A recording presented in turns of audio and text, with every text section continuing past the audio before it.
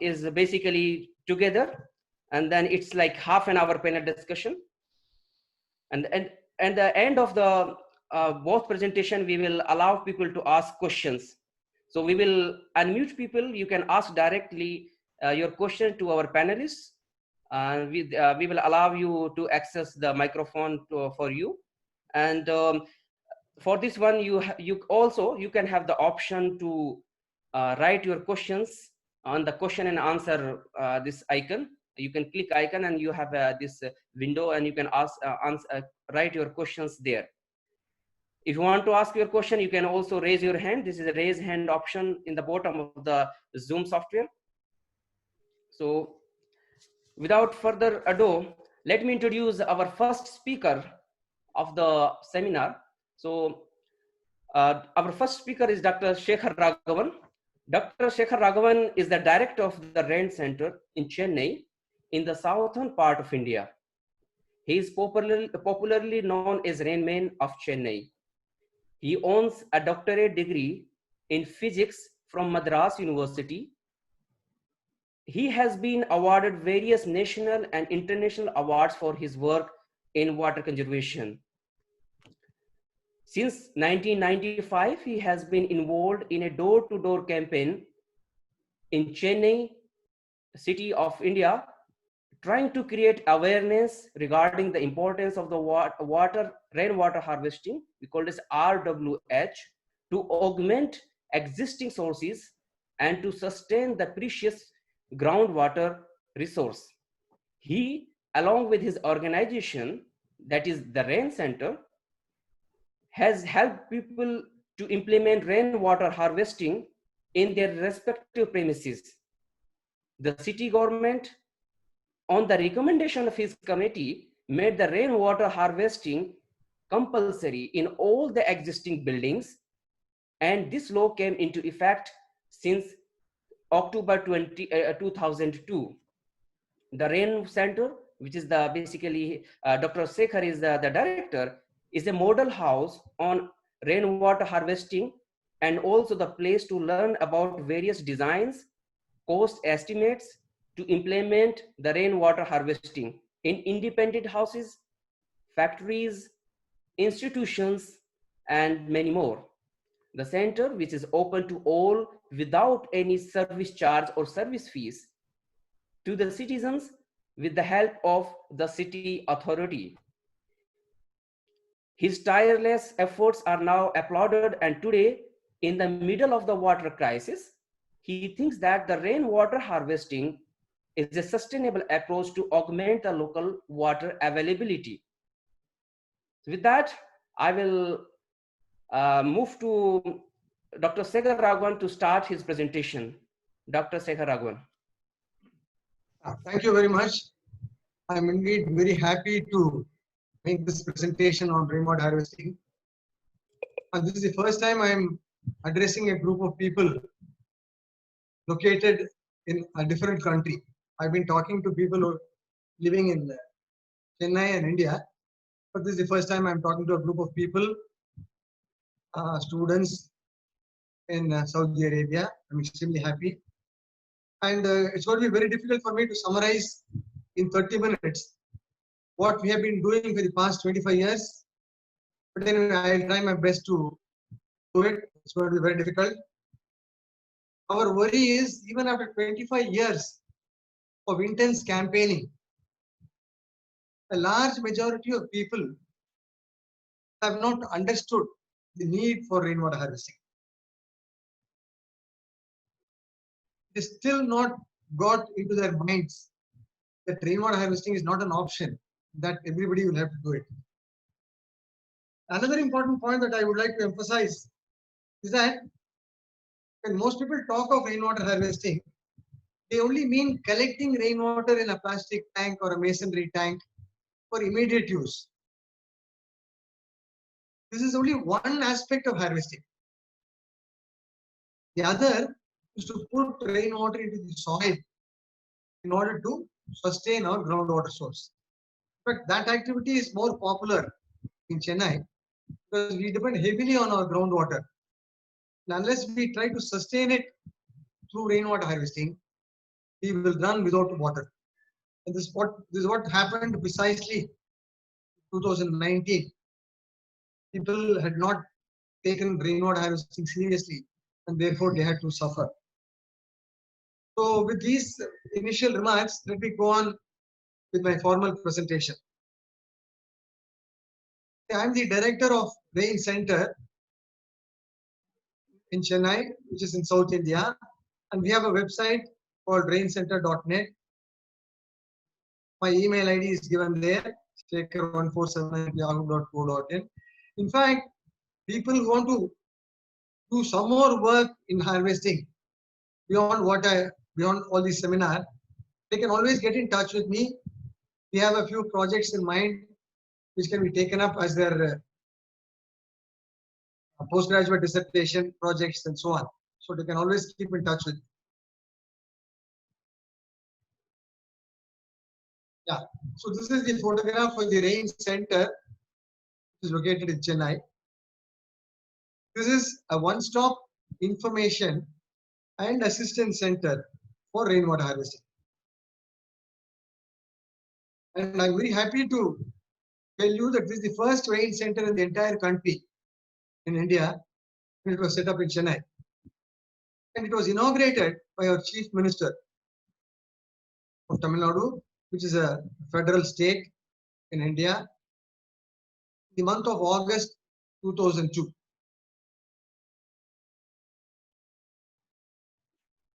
The lady with that green sari is Chief Minister Jayalalitha.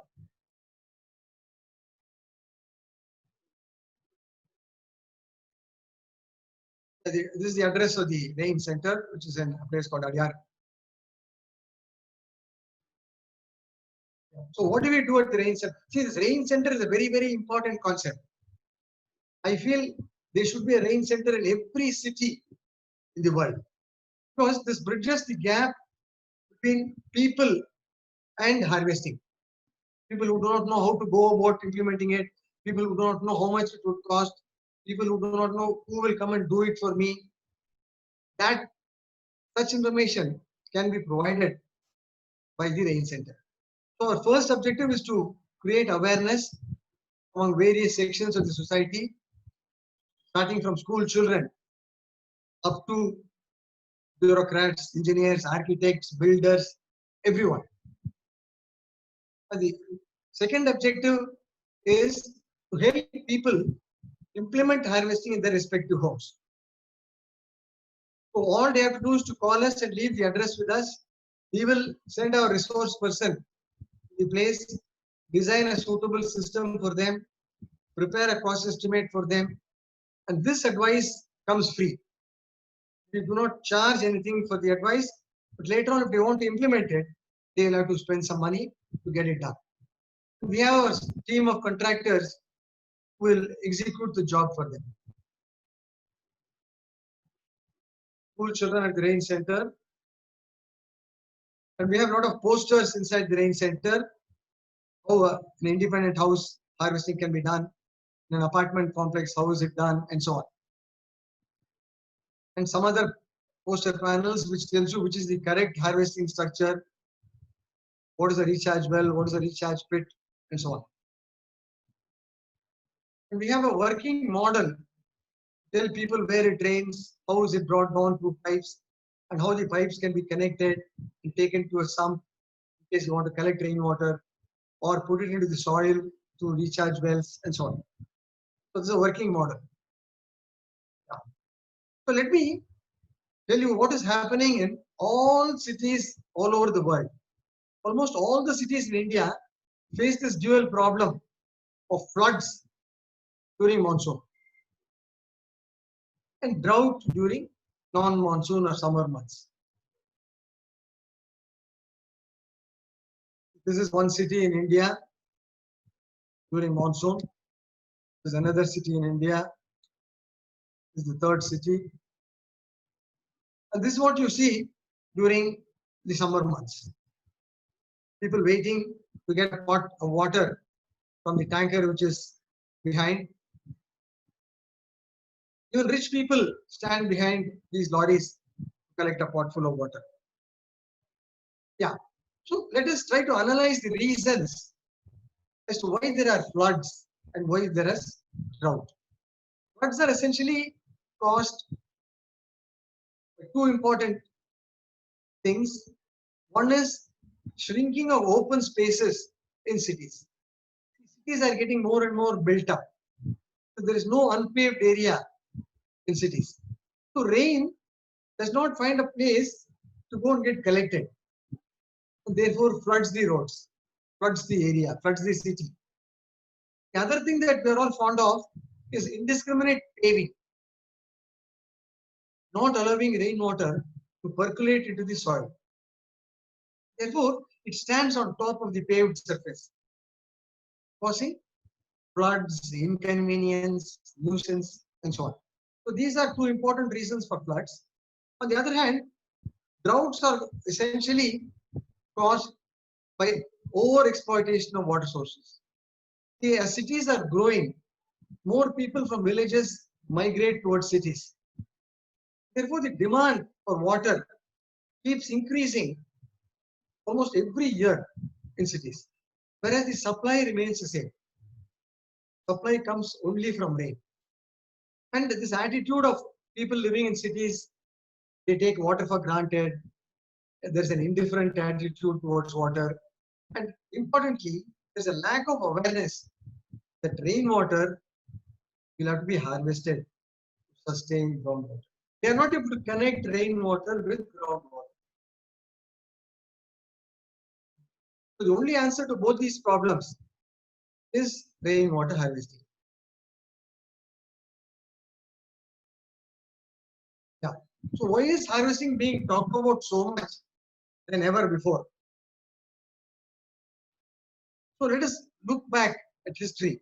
About 200 years back, there were kings and rulers who created water bodies where people could go and fetch water for their daily use. Right? And there were also community wells in public spaces where people could go and draw water from the well and start using it. Whereas in the last 100 years, what has happened? We no longer go to ponds and lakes to get water.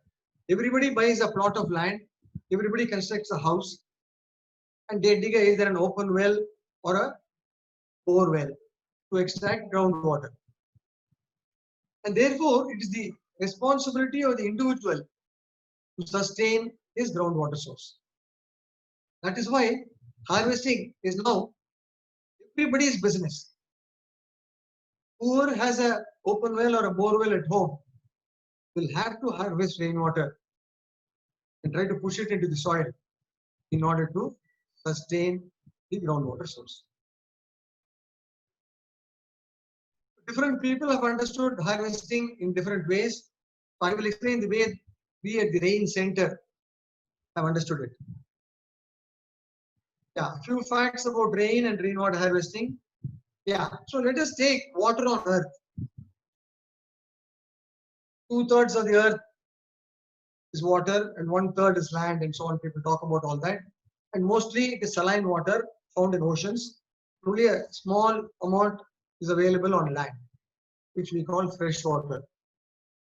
And this fresh water must have come either from melting of ice or from rain. So no, we would not have got water in any other manner. Therefore, we call them primary sources of fresh water. And this flows in rivers. This gets collected in ponds and lakes, and this percolates into the soil and remains there as groundwater. Therefore, they are called secondary sources of fresh water. So, whatever water that we see around us must have come from rain. There's absolutely no doubt about that. Yeah, Earth gets water either from melting of ice or rain. In India, it's mostly from rain. It rains only for a few days in a year. So unless we collect the rain, we will run out of water for the rest of the year. So this is what harvesting is all about. And key word to sustainable water management is rainwater harvesting. Let me tell you that it is not an option. I keep repeating that, nor an alternative. People think that if you don't get water in your tap, you can harvest rain. The water that you're getting in your tap is also harvested rainwater. Maybe the government has harvested it on your behalf. So it is not an alternative nor a new technology. The only way to sustain both our surface and subsoil water. And Indians were the world leaders. I'm very proud to share this.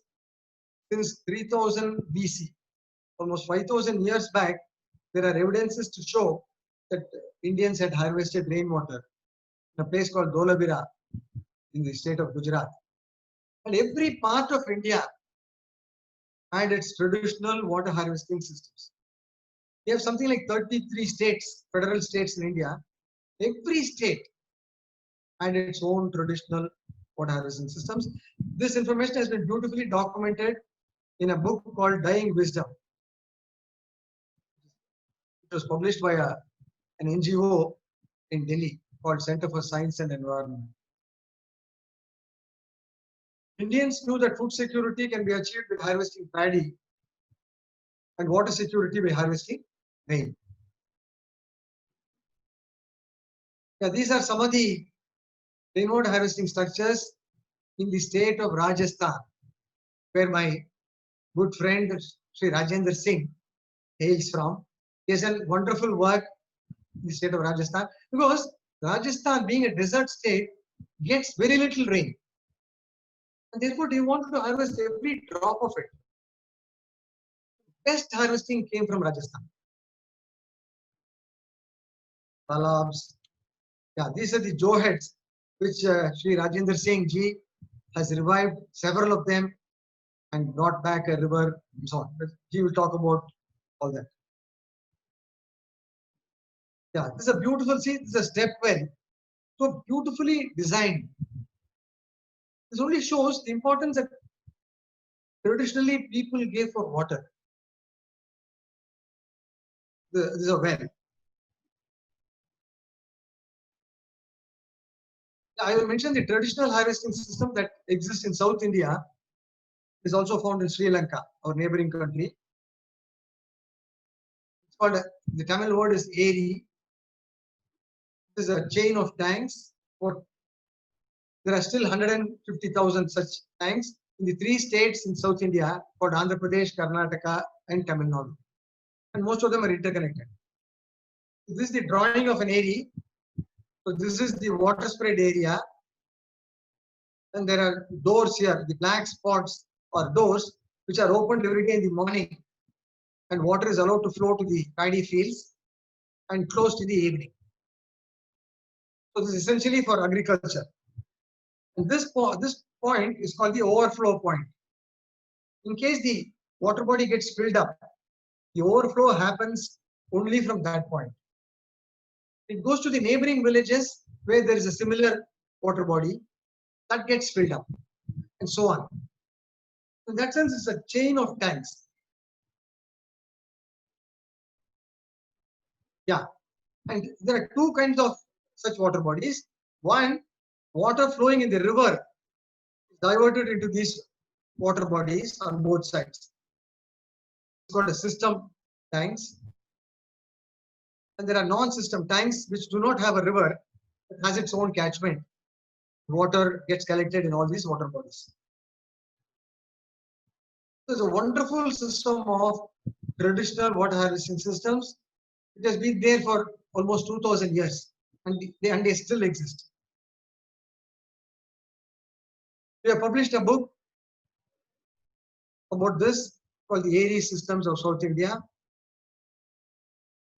This is the cover page of that book. So let me come to rainwater harvesting. See, in rainwater harvesting, you can do only 2 things.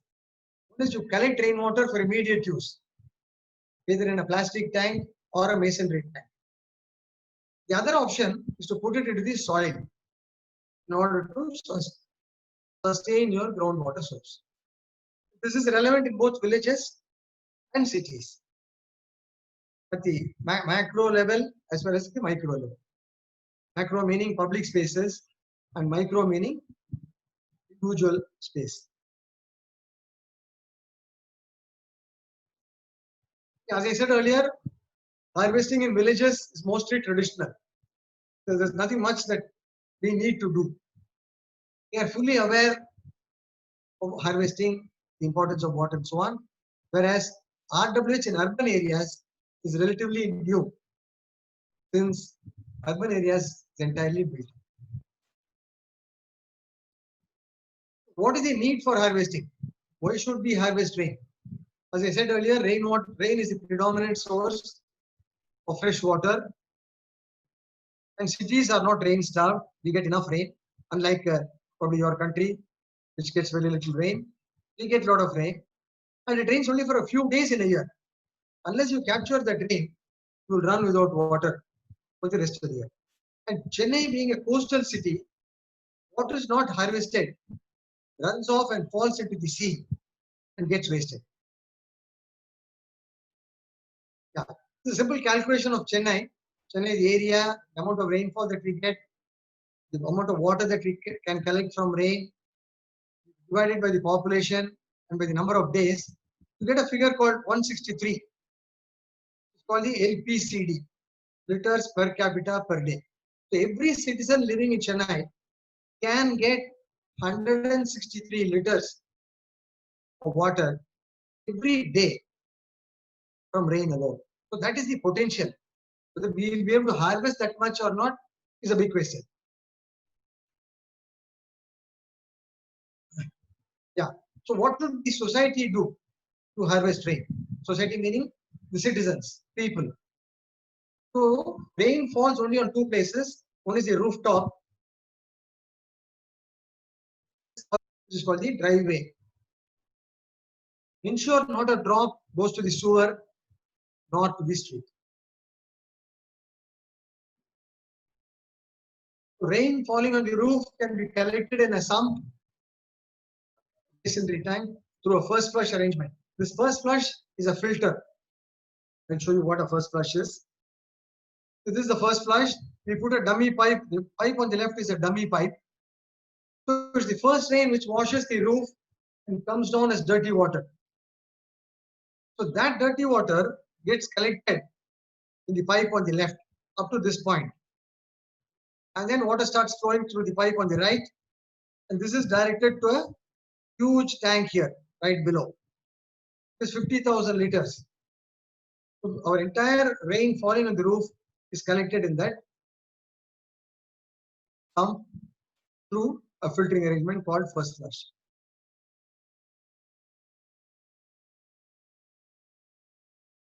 Suppose you don't want to collect rainwater in a sump, put it into the soil for sustaining the groundwater source through properly designed recharge wells. What is a recharge well? This is a recharge well. These are made out of cement rings, which are readily available in the market. So the diameter of the rings vary from 3 feet to 6 feet. So depending on the volume of water that you are going to harvest, to choose the appropriate diameter. The depth is always 15 feet. And this recharge well is left empty. You should not fill it up with anything.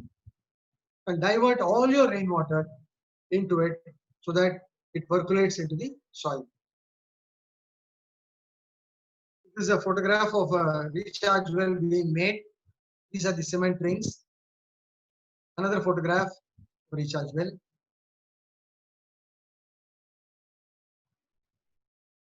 What do you do with the rain that is falling all around your built-up area? It is all paved. That entire water goes to the street, to the gate. This can be intercepted near the gate by a gutter and injected into a recharge well. This is the gutter arrangement. The entire driveway water here comes here and falls into the gutter through the perforated lid. And this is the recharge well. This is another photograph of a gutter and a recharge well. This is the gutter. The recharge well is at the back. So this is how a gutter looks like. The lids can be removed. The gutter can be cleaned and so on. Yeah. What did our government do passed to promote harvesting. As I said, our Chief Minister was very passionate about water and rainwater harvesting. In Tamil Nadu and Chennai were the role models for rainwater harvesting in the entire country. Our neighboring countries, Sri Lanka and Delhi, wanted to replicate our model, so we went and advised them as to how to go about doing it. Tamil Nadu is the first state in the entire country to make harvesting compulsory. The act came in October 2002 and completed in August 2003. Yeah, what happened after all that? What can harvesting do to a city? It can increase the groundwater level. It can improve its quality through dilution and make us less dependent on the government for water. Dr. Sakhar, you have 5 minutes. Yeah, thank you. Yeah, this precisely happened in Chennai. The groundwater level went up by 6 meters after harvesting was done in the city of Chennai in 2003. You see, we have temple tanks. These are temple tanks. It is dry now. People are playing cricket inside the temple tank. This actually should have water in it. But after 2005, the same tank looks like this. That is the impact of rainwater harvesting. Yeah, I will just skip all this. I will not, because what the state should do, I will not bother. So we can put recharge wells on the road also, not necessarily inside your house. It can be on the roads, so that flooding can be minimized and avoided. We have recharge wells on the road. Recharge wells being dug on the road. Yeah, and I would like to spend a couple of minutes on the importance of dug wells. See, we should understand clearly that groundwater source is available in two discontinuous layers, separated by hard rock. Black portion at the bottom is hard rock. So there is one source above hard rock and one source within hard rock. So the shallow source is tapped by open wells. But people started closing it and started drilling bore wells. So this will tap the deeper aquifer, which is not a sustainable source. We are trying to revive this culture of open wells in the city. An open well is a sustainable groundwater source. It is an open well. Another open well which was deepened just last week in Chennai. People are doing it. Yeah, so we keep organizing workshops for builders, architects, and so on about the importance of rainwater harvesting. We have done 15 of them. We also carried out an audit of rainwater harvesting system in Chennai for the government. This is a report. I can give more details later on if people can contact me.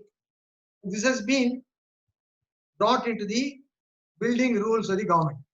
This is the Tamil Nadu building rules, and our structures, our recommendations have been brought into this building rules.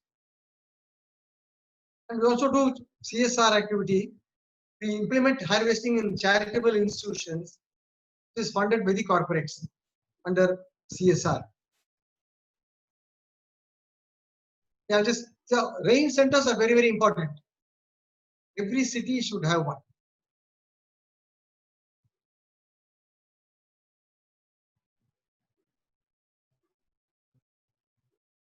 Traditional water bodies in and around cities should be recovered, revived, and rejuvenated. The new slogan has been, the old slogan was making water everybody's business. Now the slogan should be making not only water, but also rainwater harvesting everybody's business. No more lip service to water. Water and rain will have to be understood beyond words.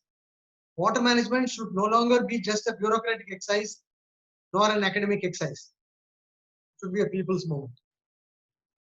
Love water and rain the way we love our children. Few cartoons and I'll end.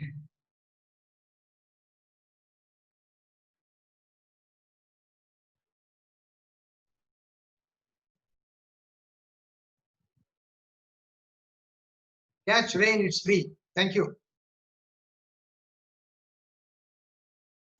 I'm finished. Okay, thank you, Dr. Raghavan. And we will have the panel session, but in the end, so we will move to Dr. Rajinder Singh uh, for his talk, and then we will make a panel session together. So just let me introduce Dr. Rajinder Singh. Dr. Rajendra Singh is basically in India, uh, is basically is very one of the very known person, especially I come from Haryana, and he is from Rajasthan. So he is one of the very popular person who rejuvenated lot of villages around Aravalli mountain region. Dr. Rajendra Singh is an Indian environmentalist and also the water conservationist from Alwar district of Rajasthan in northern India. He is popularly known as Waterman of India. He has won Raman Magsaysay Award in 2005 and Stockholm Water Prize in 2015. He is a graduate from Ayurveda System of Medicine and post-graduation in Hindi literature. For his work, he has been awarded 3 honorary doctorate degrees from different universities in India. He is the founder and the president of a non-profit organization, Tarun Bharat Sangh, which he established back in 1975. He and his organization have worked closely with the local communities and juvenile more than 10,000 water structures, helping more than 1,200 villages in the region, in the desert region, basically. Dr. Singh is committed to save the world from the third world war, which is basically being predicted to due to the water. Because of his devotion, every day new people and new place are engaging with him, increasing their love for nature and his protection. Dr. Singh believes that the water problems are much that they cannot be solved by science and technology.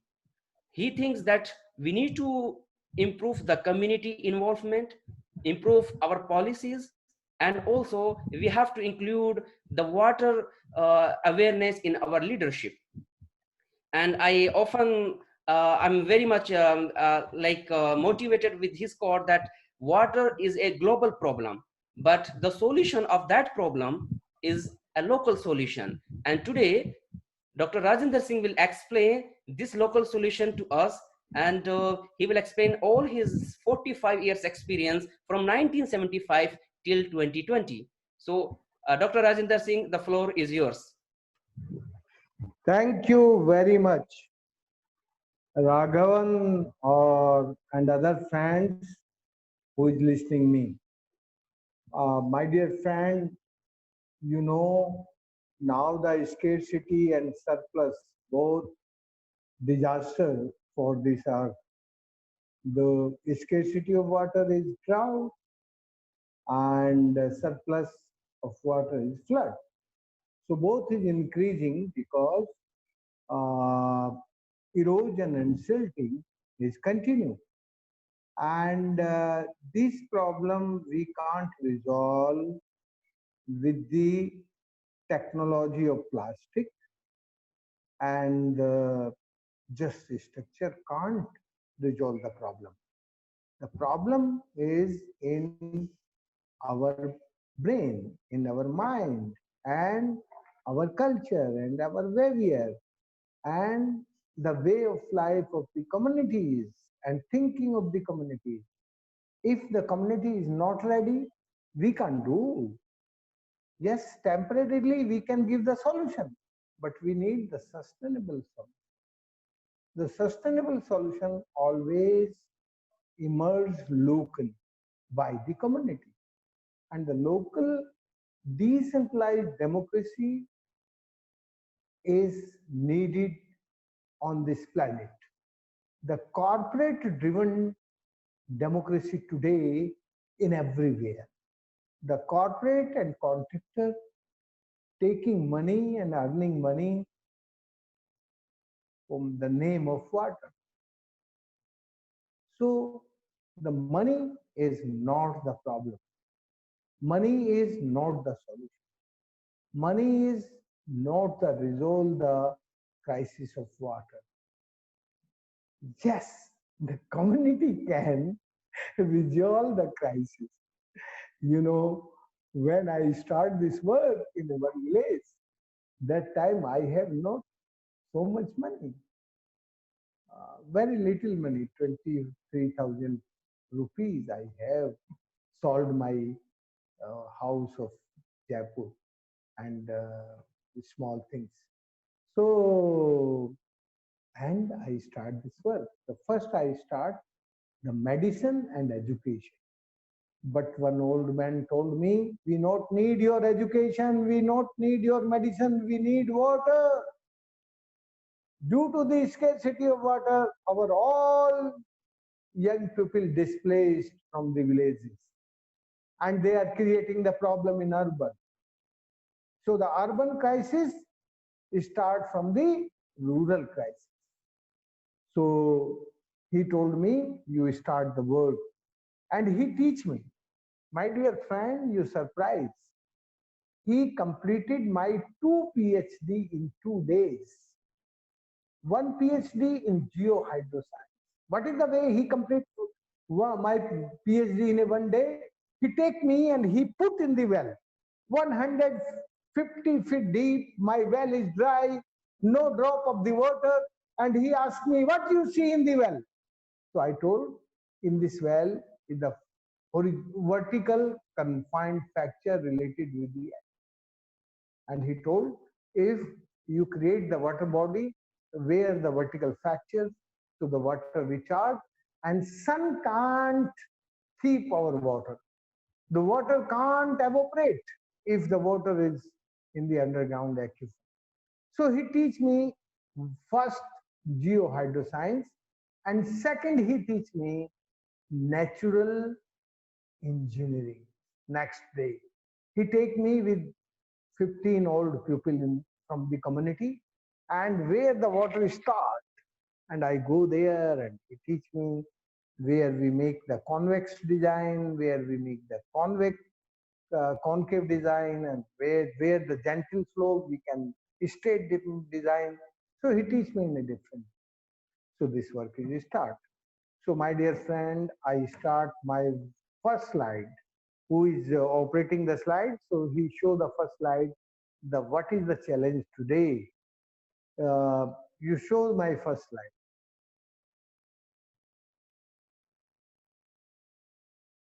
Yes. Today is the challenges. Third World Water War is coming because the Africans and Central Western Asian countries facing crisis of water. And due to the crisis of water, they are moving to Europe, like Germany, France, Sweden, Switzerland, many different countries. And the Europeans say they are the climatic refugee. So they give the title a climate refugee. So the local people of Europe and the African and Central Western Asian countries, they give the title of the climatic refugee. So little bit tension start, and this is the due to the forced migration. Because if the people not have the water, so they go out, they go migrate. So that migration, forced migration start. And environmentalists and activists, they are saying to the government, yes, you start the community-driven decentralized water management with the community, but government is not listening because the government is not communities. They are the corporate-driven governments. All national government driven by the corporate. So nobody listening. So the tension between the government and the activist and the corporate. But no solution in this crisis, global crisis. Only the local solution. Yes, I know the climate change and global warming is a global modern problem, but solution is not global, solution is local. So you can understand. Next slide.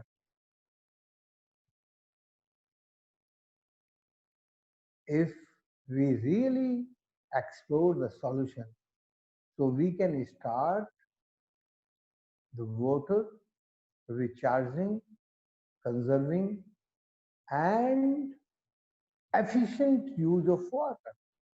So we need a water literacy movement for this planet.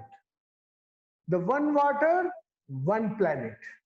If one water and one planet and action is local, so only way we need the demand driven water literacy everywhere. That is, and we control the erosion and silting. We make a link with crop pattern and rain pattern, and we start efficient use of water.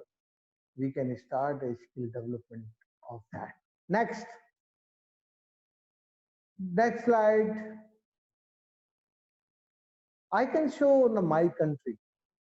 My country, the last year, 17 states, 365 districts facing the water scarcity, and 119 districts facing flood. So why this flood and drought increasing? When my country got independence, how much land covered under the drought and under the flood? So then today, the more 10 time area is under the scarcity of water, and 8 time area the surplus of water, flood in the rainy season. The flood is seasonal, only on the rainy season. Why this flood and drought coming? The next slide. Because the modern education teaches the technology of extraction and exploitation. The all university of this planet, all university of the world, they are teaching extraction and exploitation, and they are saying we are teaching the maximum use of natural resource. So the maximum, what is the meaning of the maximum use?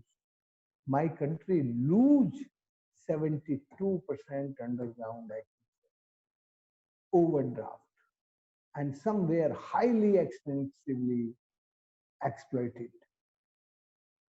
So if any country, the real bank called RBI, the Reserve Bank of India, is the only the water bank.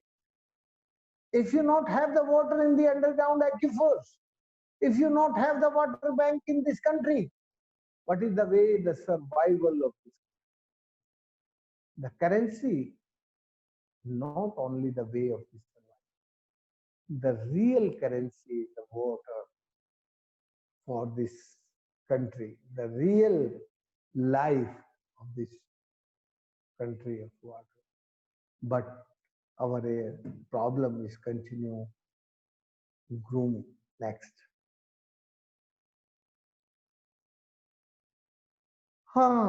In India, the two type of the fractures, vertical confined, the one dam, under the one dam is only the confined vertical fracture, and second dam, the mixed fracture. So the different type of the fractures in my country, but in my region, where I am working in the Aravalli region or desert region, is only two type of the aquifers, and they always linked by these all fractures, the confined vertical fractures and confined horizontal fractures with the underground aquifers recharging. Next.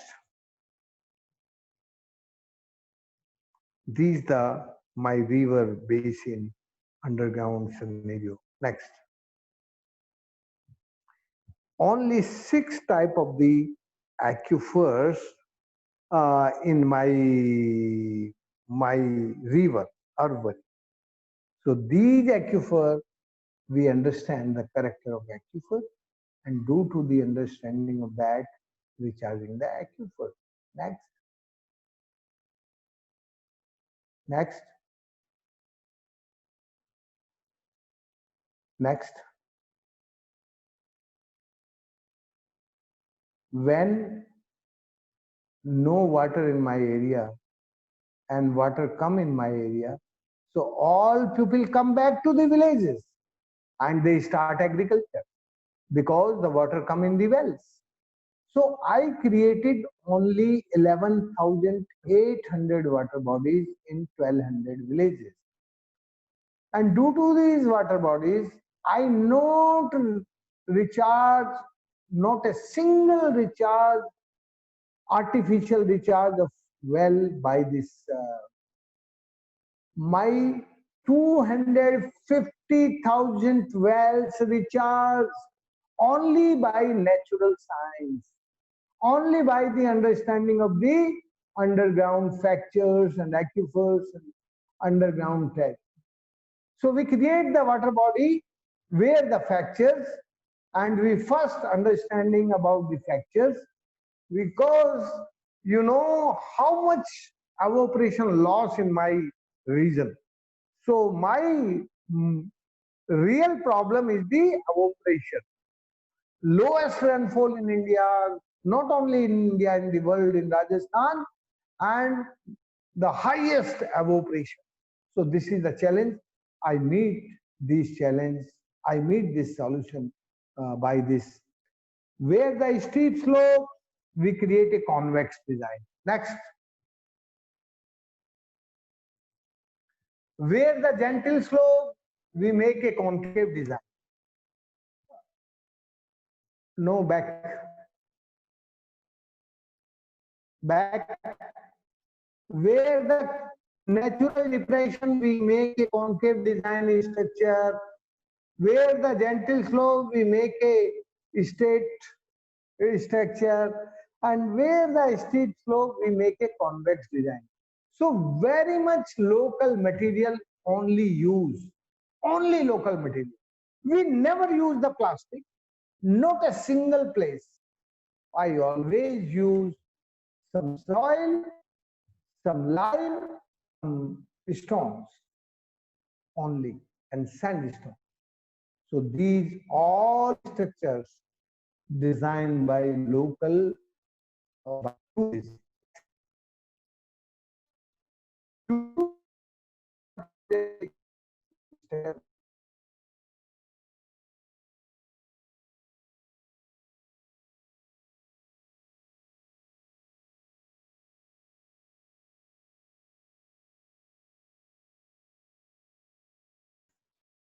I think we lost the connection. Let's just wait for some time.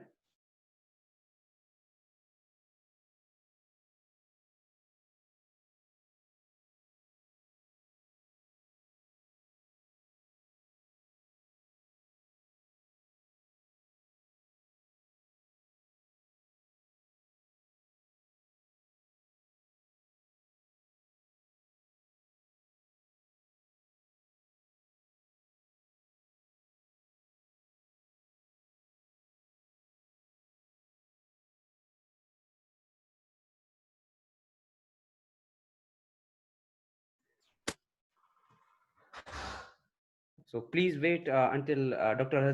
Rajinder Singh is reconnected again. So he is now disconnected from us. So just wait for a few minutes.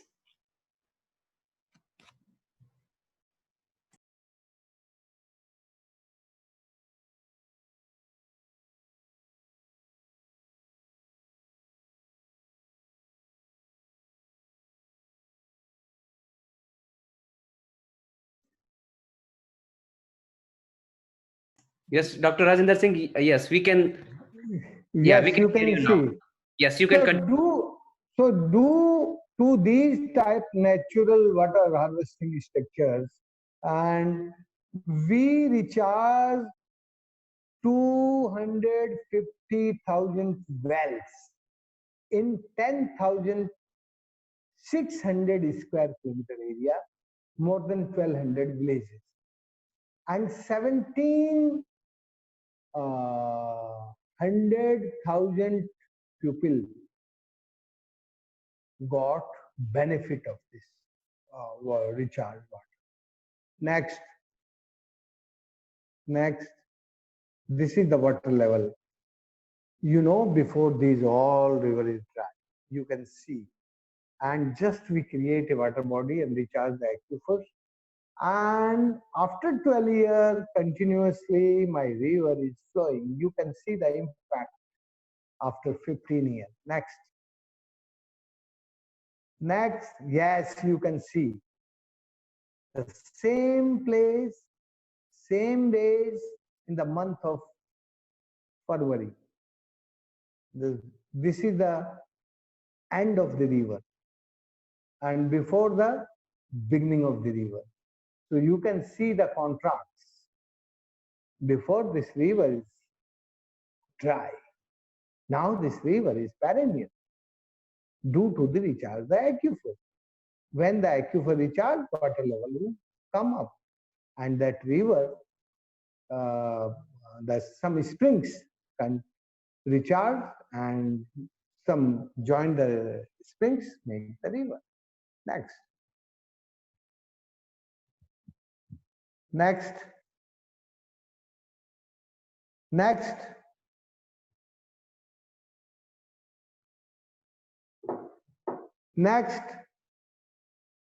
Paras, रुक गया ये. You can see the difference.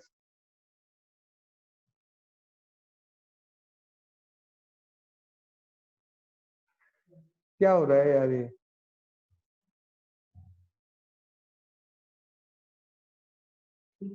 Hello. Dr. Rajendra, we can hear you. So probably you cannot see the screen, but we can still hear you. Okay, fine. If I know So you are in the screen, I can. Yeah, you are in the solution page. So now you understand the impact of these work.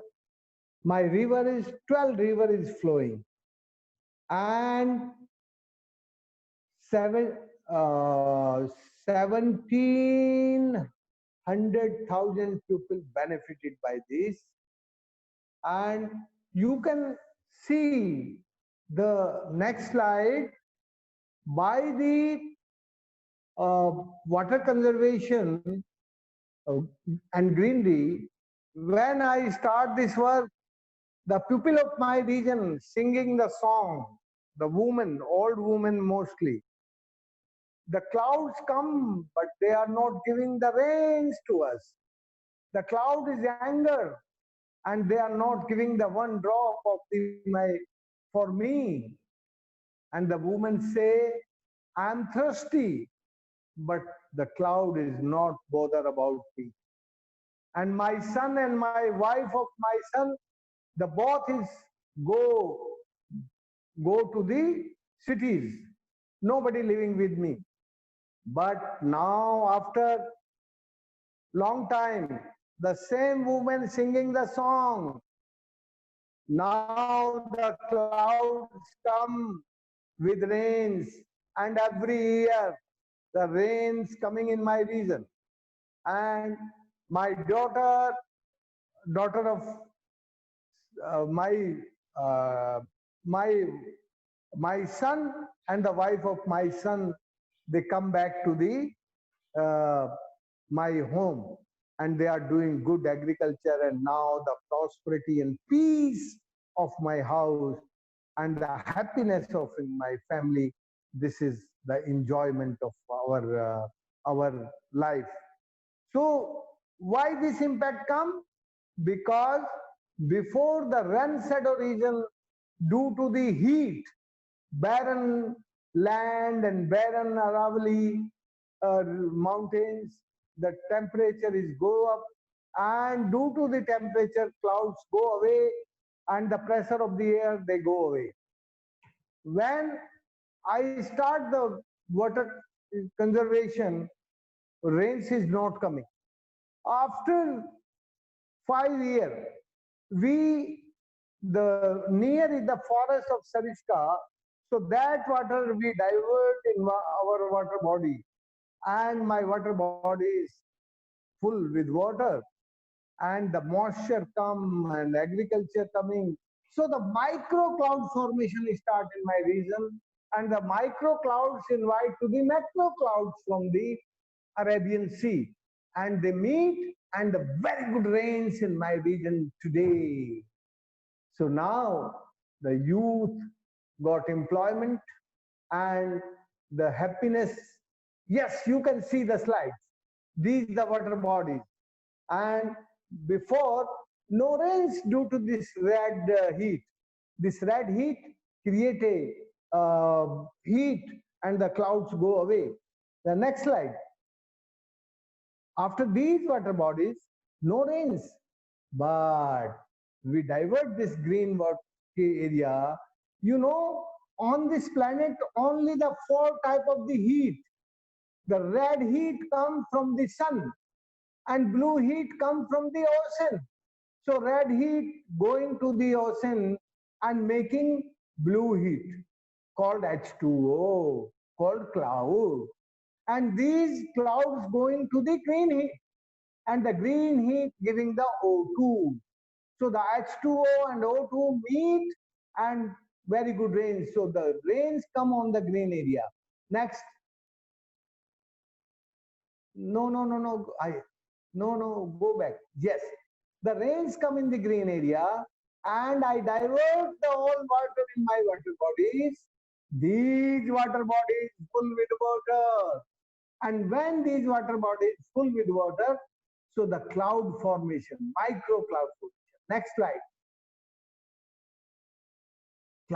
Micro cloud formation in this region.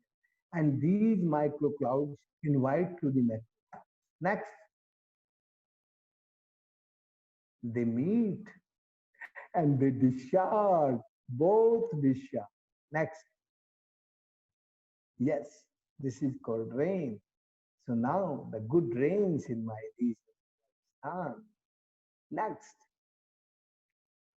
Yes, you can see the impact in this slide. Temperature go down in 3 degrees. And the albedo impact. When the well recharge, green area increase, and the yellow area is also increased. The yellow area is under the agriculture production area, and green area is the forest, and the forest area and agriculture production area is increased and well is recharged. When I start this work, only 2% greenery in the Sariska forest due to the Sariska forest. And now 48% greenery, increase the new forest and new agriculture. That time no agriculture, hardly very less in the rainy season, some bajra only.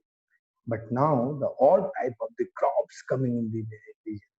So this is the big change. Now the clouds come and they give the good rains, and my people is happy, reverse migration, and they make a river parliament. That river parliament make a disciplined use of water, and they make a link with the crop pattern and rain pattern. So this is the process of the that. And our work is only local, but what is the impact is global. Next slide. Water is climate and climate is water. This is the slogan I gave in the first time in 2015 at Paris. And this, we fight for this. And finally we win. The Paris Agreement, this include water is climate and climate is in water. Before 2015, before the Paris Agreement, before the SDG, nobody discuss in COP about the water. Just only they discuss about the gases, ozone layer and other. So my dear friend, I am concluding, if this on this planet we can start the water conservation and water harvesting, so we can resolve the problem of the climate change and global warming. But we take time, not only 20 years or 30, you take long time. So the climate change solution taking time. And we two type of the effort. One is climate change adaptation and second is climate mitigation. Uh, Thank you, Dr. Rajinder Singh. It's a really very kind of long journey for 45 years. So, can you hear me? Yeah. Okay. Dr. Rajinder Singh, can you hear me? Okay, I think he is disconnected. He will be back. So we will move our next session, which is the panel discussion right now. So we have both of our panelists with us, Dr. Raghavan and Dr. Rajinder Singh with us. So we will ask people to use the raise hand option in the Zoom and then ask the question, and we will enable your audio. So you can directly ask the question from our panelists. So yes, please.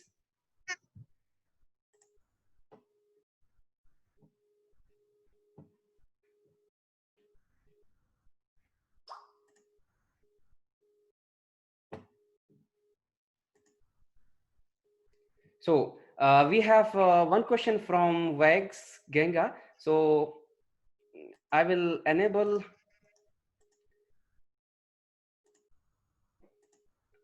Okay.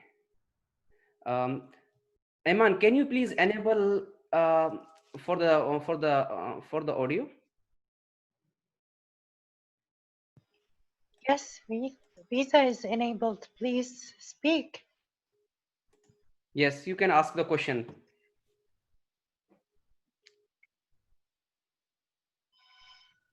Yeah, please unmute and ask the question. I'm sorry, Visa, I mispronounced your name. Please go ahead.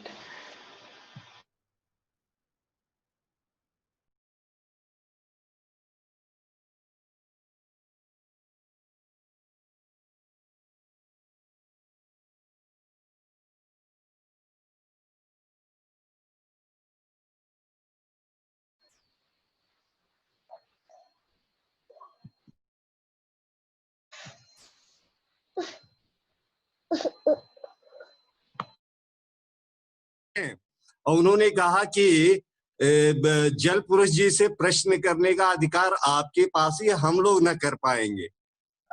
तो प्रभु जो है, आप जो है जरा उस पे वो करें। और स्वामी ये श्री, शुद्ध गंगा जो है, जो अभी बह रही है, कब तक बहती रहेगी? स्वामी Shri, Okay, let me translate the question in English. So the question was regarding how is the information about the Ganga and how the government is doing to protect the river. Ganga is one of the main river in India. So the question was what is the role of the government to protect Ganga?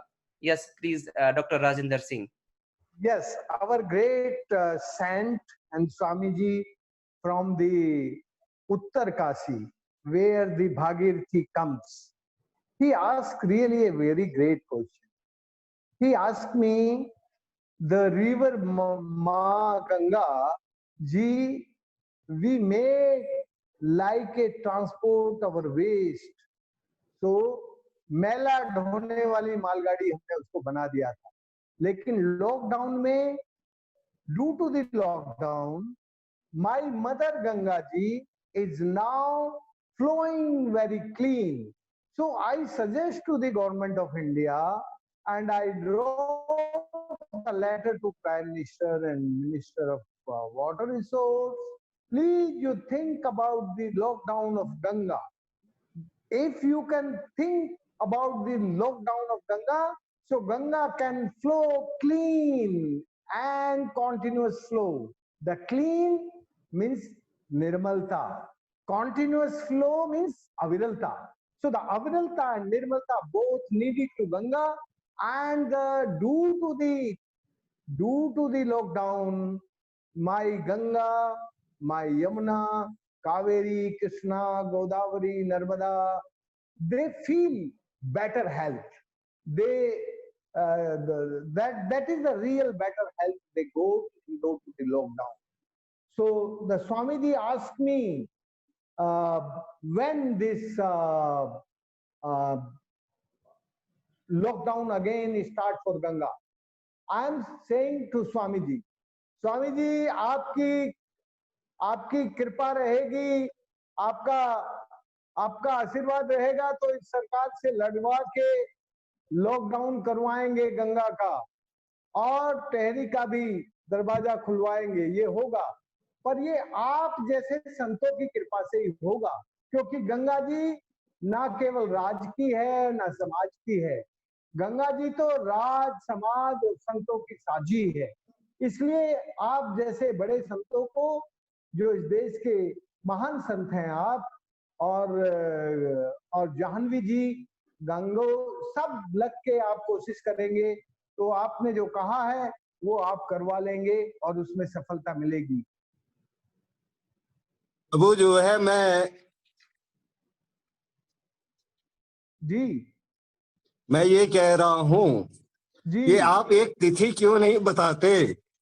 आप में तो वो बल है, मैं तो बड़ा साधारण सा जो है जीव हूं, आप में वो बल है और आप उत्तर जो है मुझे नहीं दे रहे प्रभु, आप उत्तर जो है भारतवर्ष के समाज को दे रहे हैं। आप जो है उस ऊंचाई पे हैं जहां से आप जो तिथि जो है निश्चित कर देवे, वो तिथि जो है उस दिन गंगा का लॉकडाउन हो जाएगा। Okay, I think thank you, Mr. Ves. Thank you very much for your question. So we will move to the next question. And next question is from Ponya to Dr. Shekhar. So he's asking that my question is how easy is to pursue the general public, especially to adopt the groundwater recharging practices without regulatory pressure from the, of course, from the government. Do you think it would be possible to achieve the similar results in Tamil Nadu? Without the government mandating harvesting? Is that what the question is? Yes, without the government involvement, would it be possible to achieve the same effect? No, no, no, it's just not possible because society alone cannot achieve much. State also cannot achieve much on its own. It's a combination of both society and state, the government and public. If you want to really achieve something, the environment issues. For example, rainwater harvesting would not have been a success in Tamil Nadu, but for the intervention of the government. So government support is very, very essential for any issue for that matter. Because the government is the guardian for all of us. Without the government's help, it will not be. That is why the political will is essential. And that is how rainwater harvesting became popular in Chennai and Tamil Nadu. Okay. Thank you, Mr. Raghavan. So we have another question. Basically, this question comes from me. Generally, we have this kind of flood type of situation, especially in Saudi Arabia. So we have seen like we have 1 or 2 or 3 or few number of times of rain, like 1 or 2 times, but this rain is too much like strong and too much in a huge amount that it floods everywhere. So in Jeddah and in other part like Mecca. So what suggestion do you have? The question for basically both of you, what suggestion do you have that we can improve, or means we can harvest that water and just use that water, whatever you already did in your respective work environments? Could you please elaborate in terms or in context with the Jeddah or Saudi Arabia? Dr. Raghavan. I'll answer first. Yes, please. Yeah. See, the point is, if it's a built-up area where flooding is occurring, then we can go in for these recharge wells. Wherever there is flooding, if you put a recharge well there, as I showed, on the roads, we have dug recharge wells, so that flooding is mitigated. mitigated usefully because it goes and recharges the aquifer and builds up the groundwater level. So flooding, in fact, is a blessing in disguise, where it gives you a lot of scope to use it for recharge. Dr. Rajendra Singh, do you want to add few things about that? Yes, I'm agree with Raghavan, and but this is not everywhere is possible. In your area where you ask the question specifically, there we don't know the what type of the aquifer and fractures.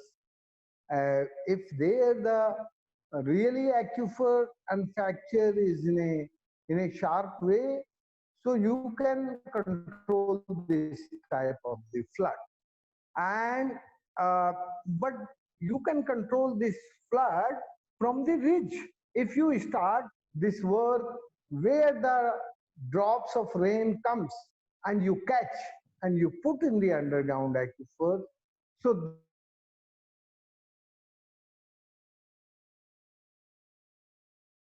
first you control the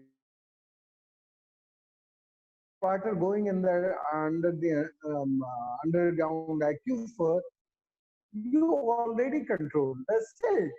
So that is the real right direction.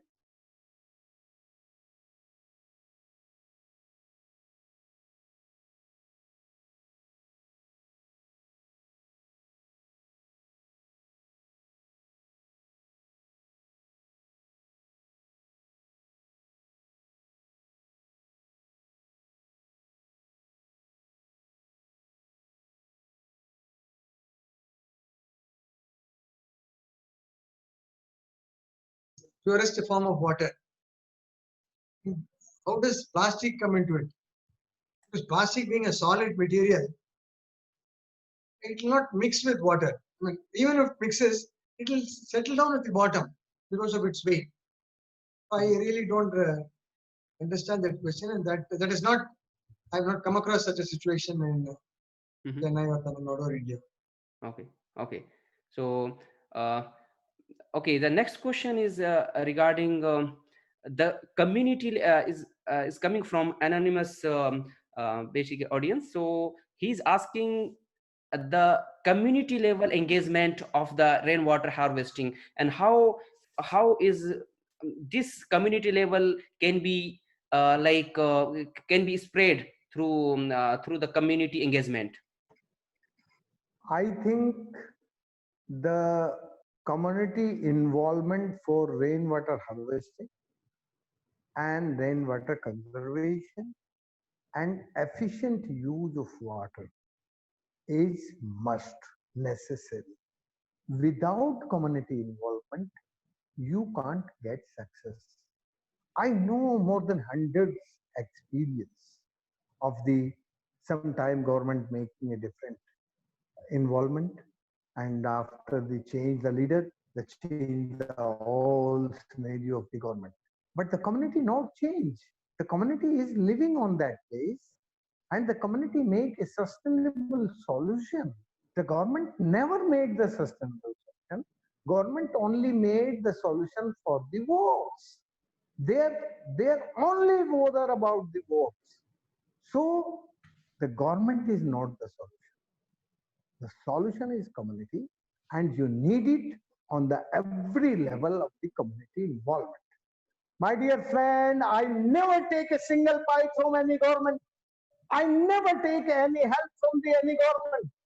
And I can say on this planet, 12 rivers with water, which are the underground aquifer.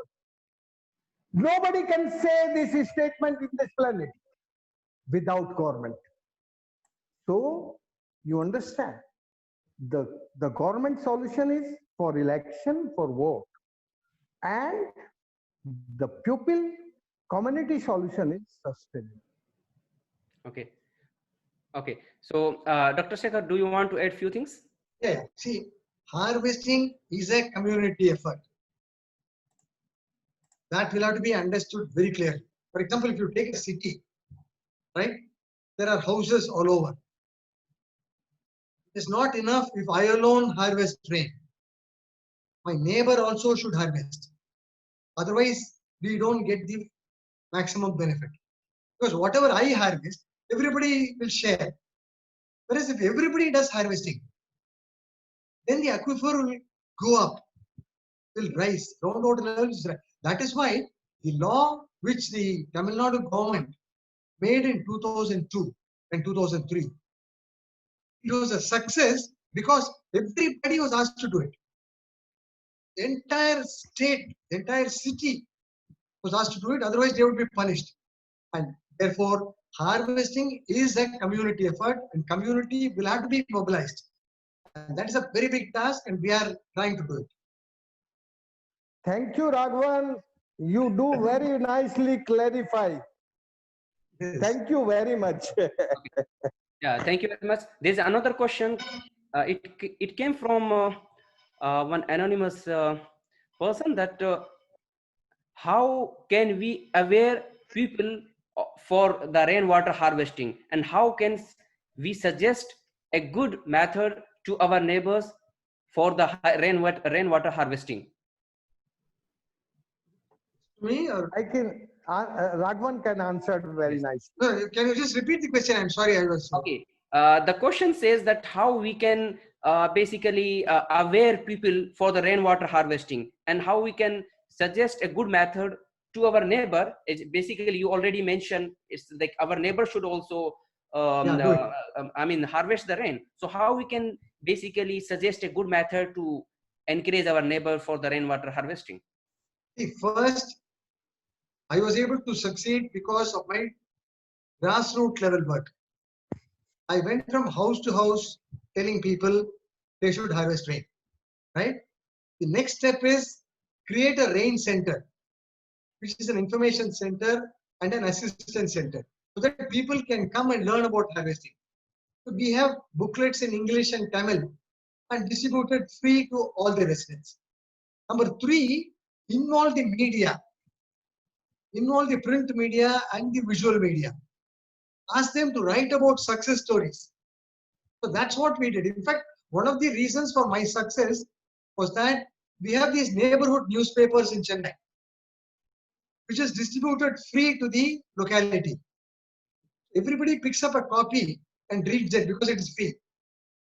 I went and met the editor and told him he should write about harvesting. And that is how my campaign succeeded. So I owe a lot to the print media and the visual media. These 3 steps are very, very important. Very, very nice. So, Dr. Rajendra, do you have any your insights? What was your main success? Whether the media also played a very big success in your campaign or achieving your goals? The media always write opposite what I am doing. So sometimes the opposition is very much help you. If some media writing against you, so the lot of people taking interest. Oh, what is going on there? So we can go there and visit there. So in my area, I never ask to media people. The media always writing against me. And they write so many bad things, but they write. So due to the writing of the media, the lot of people taking interest and coming and visiting and seeing, and another media, and the different level of the media is coming. So I can say, if we not behind the media, we are living the front of media, and the media come automatically, and your work get real success, because the weakness of your work is coming in your mind also. If there's something writing against, so my life is start with the against lot of media writing against me. Yeah, definitely there are 2 different approaches. But you approach your approach and Dr. Raghavan's approach, definitely there is a big difference because of the work. No, it essentially, let me just intervene. In rural areas where Rajendra Singh ji has been working, media probably do not play an important role. Whereas in cities where I am working, media is very, very important. Yes. The educated people, so-called educated people, Mhm. go by what the media says. Yes. Yeah. Writing in So media is important. yeah. It's very clear. Yes. So we will take our last question. So the last question is thinking ecology by harvesting rain. Don't we take it from someone else? You said that we need to collect runoffs that will otherwise wasted to the sea. Is it really gets wasted? Humans are not the only ones who needs that rainwater. Yeah, this is the question basically. But What? the ocean is also have the right on water. So if we all water can stop and no drop going to the ocean, so the life, so the gene pool of the ocean and the biodiversity of the ocean is very hard. So some water needed to the ocean also, and some water needed where the rains is coming. We can say, if you ask me, the angerness of nature in Rajasthan, like desert, a lot of angerness. So in my area, can catch the water in the on place 100%, but where the river is flowing before. So you give the river right also. Today we not bother about the river right. The river is like a human being. Mhm. The same character of the river and human being. But if not giving the water to the river, so the water can't go to the ocean. Okay. So my Thank you, Dr. dear, Rajendra Singh. Yes. So, Dr. Shekhar Raghavan, do you have something to say about this? No, no. Rainwater flowing into rivers, I'm all for it. But rainwater flowing into sea, I am not for it. For two reasons. One is it also rains in the sea, and lot of river water also end up in the sea. So thereby we are not depriving the sea of water. And secondly, there was a king in Sri Lanka in the 12th century called Parakrama Bahu, who said, not a drop of rain should go to the ocean without being useful for mankind. This one quote is good enough to convince everyone. my dear, on this planet, not only the mankind, the lot of life. So the every life needed and every life the right of water on the rainwater. So if you just thinking about the human right, and you not thinking about the nature right, you are not thinking about the river right. So this is not justice. This is not the human ethic. This is not a real justice. So we can think the justice and ethic of water. Okay. The ethic of water is the everyone have the right on water, on rains. Thank you, Dr. Rajendra and Dr. Raghavan. So before I conclude, really, I would like to say something which I read like last week. I read one story in one of the news channel that one girl, school girl from Gurgaon city, she proposed a water conservation, water harvesting system somewhere in Gurgaon, so Gurugram basically. So and then I was reading the story, and in the end, she was mentioning that work was inspired from Dr. Shekhar Raghavan. I was inspired that we already contacted Dr. Shekhar Raghavan for a talk. So I was very much happy that how the youth are taking basically inspiration from you. And I always say, I'm quoting this time Jack Ma, who was the former CEO of Alibaba. So he was saying, when you are in 60s and above, this is the time that we people as a young can learn from you, from your experience, and you people can just like inspire us. So this is how you people are inspiring us, the young generation. How see the one school girl like 15-16 years old, how she was inspired and collected around 1 million Indian rupees to demonstrate, to construct that one. And similarly for Dr. Rajendra Singh, really no one can say the big Aravalli region, a big mountain region, which is basically a bit completely a kind of desert, how we can rejuvenate so many water bodies, we can rejuvenate so many villages, As he mentioned, a lot of people were really going to the cities to find the job, but because of the water conservation, the greenery came into the village. They start doing their agriculture, and everyone came back to their native places. So this is really very inspiring for us, and it was really very new and a different experience what we study in our like graduation, our PhD degrees, that very high level physics and this high level chemistry and all this stuff. But how, when we implement this thing, what are the engagement of the community? And these things really inspired us, and we always thank all of these kind of initiative from you. And I always follow all of you, and really, and without I mean, the further delays, we from our basically our group, which is the Student for Sustainability, we appreciate your efforts that you accepted our invitation. We appreciate your efforts that you took time to explain your initiative in a very simple and a very easy way, so that it definitely it energize our soul towards the nature. It energize our efforts and enthusiasm, so that we can think about more sustainability, rainwater harvesting, and how we can save our planet due to the scarcity of water. So once again, I would like to thank all of you. I would like to thank all the people, audience. I would like to thank all the panelists and people who have basically contributed to make this the seminar happen. Thank you, all of you, and we will have this whole the program is recorded, so you can see all the recordings, not only for this one, our previous seminar also, on our social media the website. So we have a YouTube channel, Students for Sustainability. We have our basically the YouTube channel and Facebook both. You can watch all those recordings after some time, so we will upload this.